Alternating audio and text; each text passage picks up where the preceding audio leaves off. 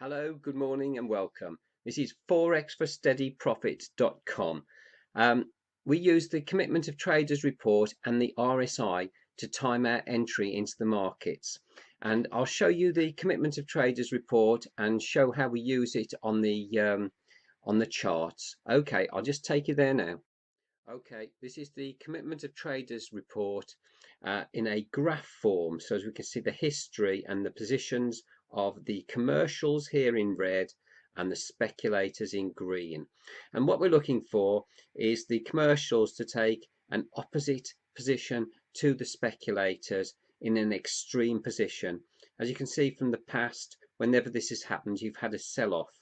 And what I use then is the RSI to time my positions in. We've had this really large divergence here, and I can go back years, and it's sort of like an extreme position. So I'm expecting to see a very big sell-off, but we use the RSI just to time the position in.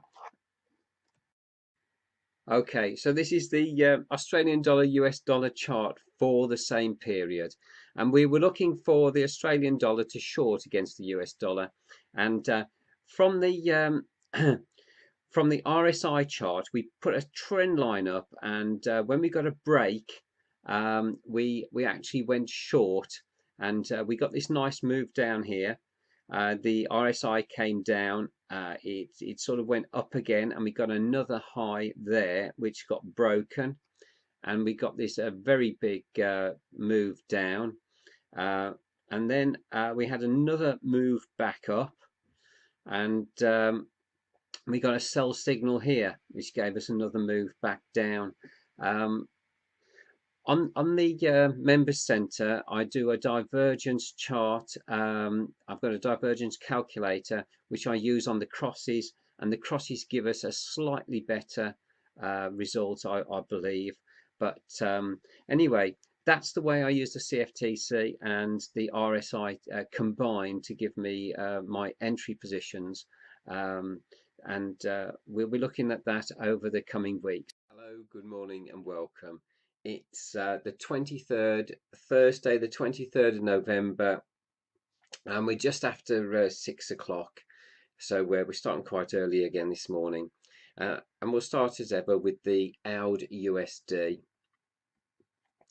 We've come down quite nicely over the last few weeks. We've hit support, and we're starting to bounce back up a little bit. I expect any further action north on this to be held by the 77 resistance, and I expect to bounce off that if we get up there and then come back down. So I'll be selling this on weakness. I have got a small trade, whoops the daisies, I've got a small trade in at the bottom, but nothing, it's on pence, you know. So basically I'm expecting a move back up, and then we'll sell back down. So I'll be watching this over the next few days, trading days, into about the middle of next week.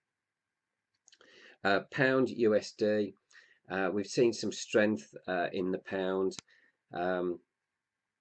We've come back off the lows, and we've gone back up through our weekly resistance, and surprisingly the strength in this, especially as both the commercials and the speculators had a short position on it.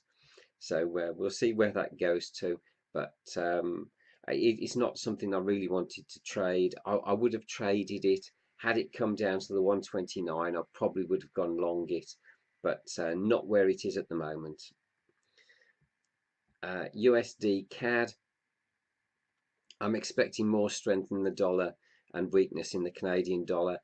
The oil price has gone up. It's sort of it's stuck about where it is at the moment.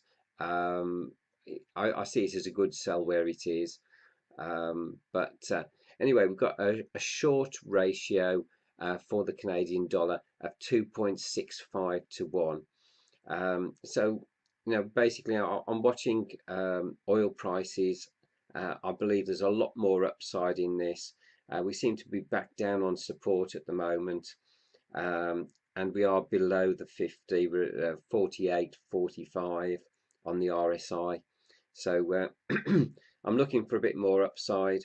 We'll see how that goes on. Uh, Euro US dollar. We've had again a big candle yesterday for this pair.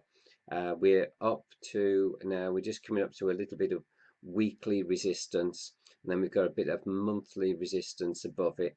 So I don't think there's much more upside for this, but we'll see how it goes. Follow it through.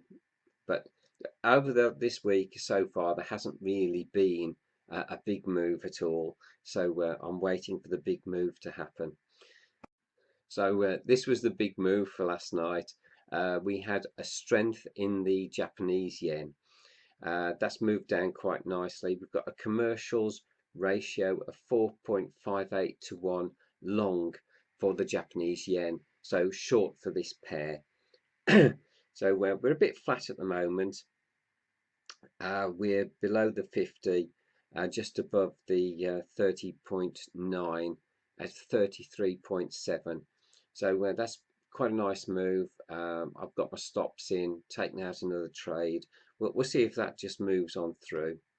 The USD Swiss franc.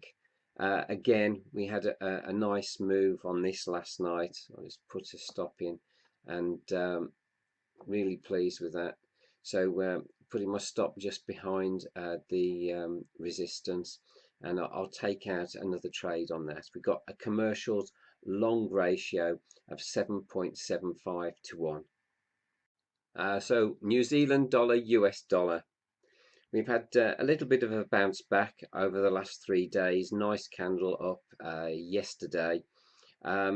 It's at the 20-day moving average on the Bollinger Bands, but it's still well below the 50 on the RSI. So if we get a bit more upside in this, I'd be looking to sell it back down through, and of course that depends on the results we get from the commitment of traders. So we'll be watching that anyway. Silver. Basically, again, sideways movement. We've got quite bearish commitment of traders position on this. We're just above the 50 on the RSI, and I'm waiting for it to break down. So as soon as it breaks down, I'll be adding to my shorts as it goes down. So that's where I am with that. Okay, well, there's nothing much to report today. We got the big move on the Japanese yen, but that's about all the action we've really had. Okay, thank you all for watching. Cheers now. Bye.